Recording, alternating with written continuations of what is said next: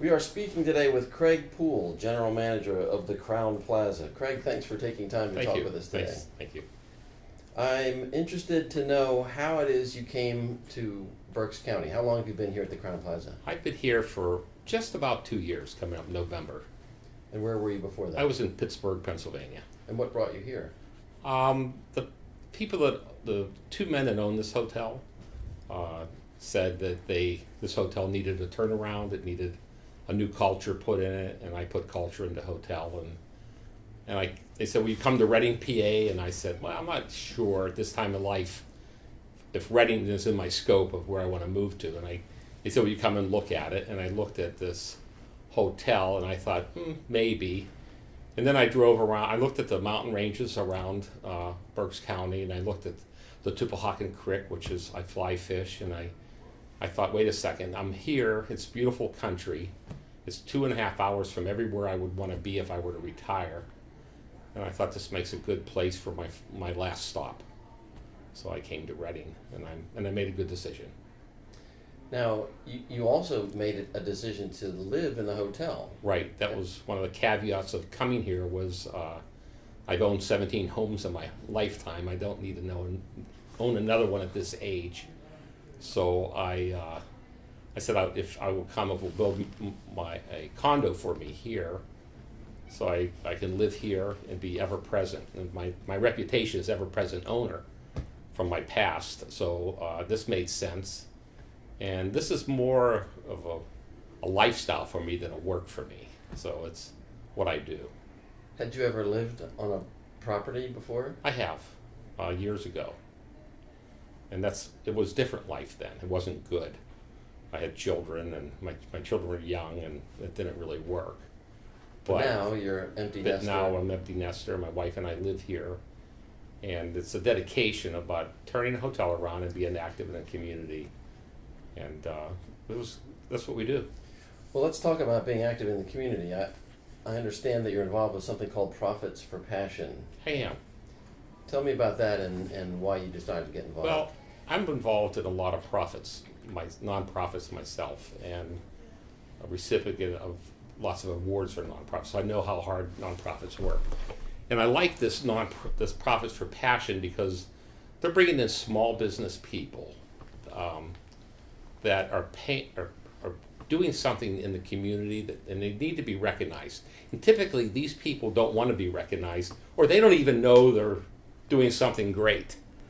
So people are nominating them, and I think it's really cool that some of these people they do it for a living. It's just a lifestyle, and it's going to be brought out to people that, this isn't anything it's special to the world, but to them it's a way of life, right. And I like that.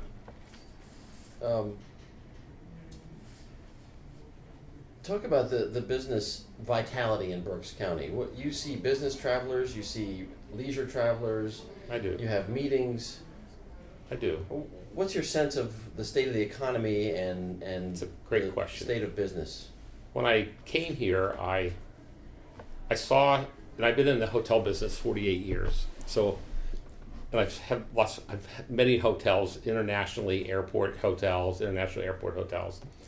And here I am in Berks County, and I'm thinking it's going to be a certain kind of a transient type business. And it ended up that many times 60% of our hotel is international travelers, more than I saw in international hotels. So right away I called John Scott. I found out who he was, and Ellen Horan, and I said, I'm seeing people in a different flavor than you might be seeing them, and I can see business activity here and how large this community really is globally, not just in Berks County. And it's still today. I mean, there's 60% of our hotel today was from Spain, Vietnam, China, Mexico. And these are international business people. Here, staying in the hotel, conducting business in Berks County. So that was a surprise to you. It was a surprise to me, 100% surprise. You don't see those kind of numbers in some of the other big cities? I lived in Pittsburgh. I had hotels in Boston, Chicago, Washington, D.C., Kansas, Detroit, Columbus, Ohio. What would be typical in your view? I'd say 20%. So what does that say about this community? Well, it says this community is on fire.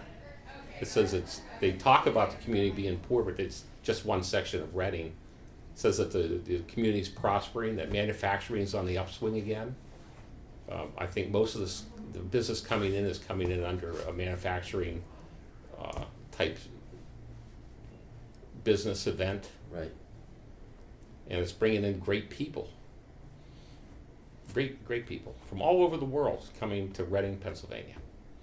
And the people stay here, and they're here because they're here for international travel. Some are here for months. Some are here for 4 or 5 days. But none of it's just a one-night stay. Right. And they're coming here, and the local companies are picking them up here in our lobby, and taking them out to the restaurants at night, and taking them around the city. And so I think Reading's getting good visibility in Belgium and Sweden and Vietnam. Yeah. So don't necessarily believe the first impression that people might have about Reading, that there's really a vital business. It's a vital business activity going on. It is. There is. And you can see it. I mean, all the new big boxes that they're bringing into Berks County. I see Reading as Berks County, not just as Reading. Reading is it's really relatively small. I think it's the 5th biggest city in the country, in Pennsylvania. Right. However, it's not really that big of a city. But yes, it's like 100,000. 60,000 and out of 400,000 yeah. population. Yeah, 100,000 people live in Reading, and 412,000 people live in Berks County.